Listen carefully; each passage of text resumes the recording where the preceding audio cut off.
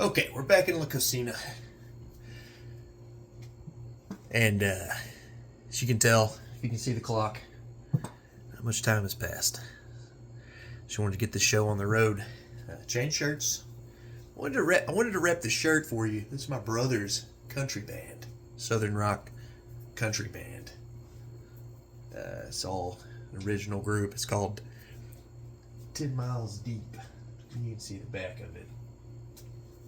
Great group. Had the pleasure of playing drums in that group for a while. It's my older brother. He's great. Great musician. Great songwriter. He writes some great songs. 6 Ways to Die? Get out of here. It's a hit. Somebody pick it up. It's a hit. But no, since this is a weightlifting channel, we're going to talk about lifting weights. I lived in high school. I'm 32 years old. I lifted in high school, and that was cool. Played baseball and soccer, and tried to play football. Didn't really work out. But I also did some, back during the MMA craze, I trained some mixed martial arts for like 3 years or something. Was never very good, competed a few times. Got beat up a few times. My fight record in general is it's pretty even. I've been beat up a few times. I've beat some people up a few times, and I'm not saying that violence is the answer, but you need to be able to defend yourself. You should, but you should always seek the road to peace first, in my opinion. But anyway, I never started lifting weights seriously again until I went to a place where a lot of dudes were, and we did a lot of calisthenics. Lived there for a few years, a little bit of weightlifting, and moved back home from that place and got back into weightlifting and realized that my passion for that was more than beyond a hobby. So I educated myself in nutrition and personal training and strength and conditioning to the point where I write all my own programs. Train with some people sometimes. I've got bros that I got the gym bros I live with sometimes, and we give each other pointers and stuff, but mostly self-taught in the actual lifting department, but in a community sense. A lot of bros that have helped me along the way. But all this to make the point of, it doesn't matter. There's no right and wrong answer in lifting. Everybody's in a different place. Some people are in the same place. You and your bro that you lift with constantly, y'all are probably in the same place lifting wise. And when programs change and the periodization undulates or lines, and you're going to change together. But there's no right and wrong answer. Some people are high volume people, some people are low volume, some people want to be huge and strong, some people want to just do full range of motion with light weights, some people just do calisthenics. Their whole thing is calisthenics, and that's okay. But where I'm at right now is in a heavier sort of place where I just lift heavy a lot lately.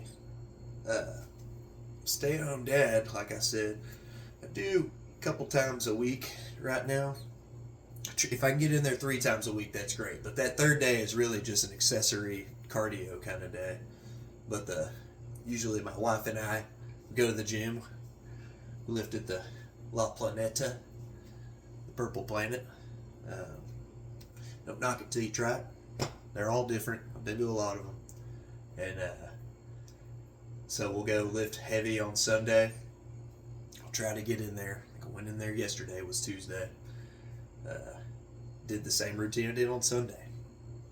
Just a heavy program that's probably to anybody watching is just like a shotgun of, I'm hitting all kinds of stuff. I'll warm up my shoulders first, get greased up. go to the neutral grip pull down. I've been working on my strength with that. It's on a cable, I know, some pencil neckery, but I like it. It feels good to me. It gets me freaking just primed up. I've gotten to where I can pull 250 in a top set for 3 to 5, and I'll move over to the bench after that.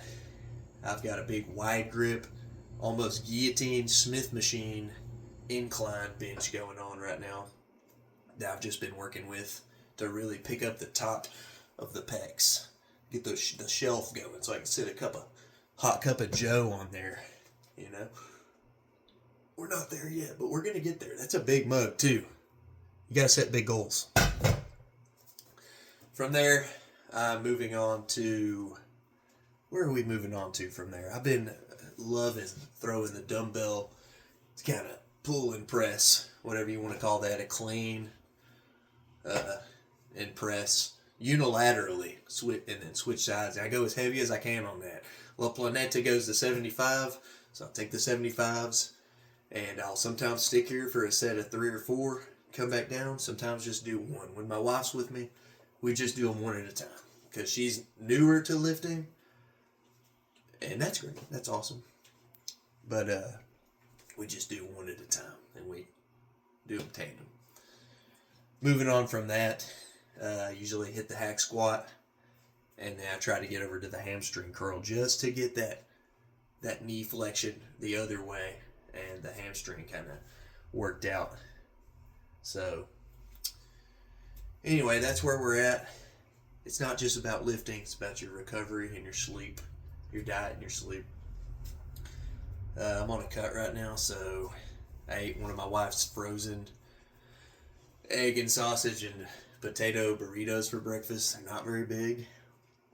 They're not small, but they're not large. It's like a medium size. Probably about the size of a taquito from Whataburger, if you got a Whataburger where you live.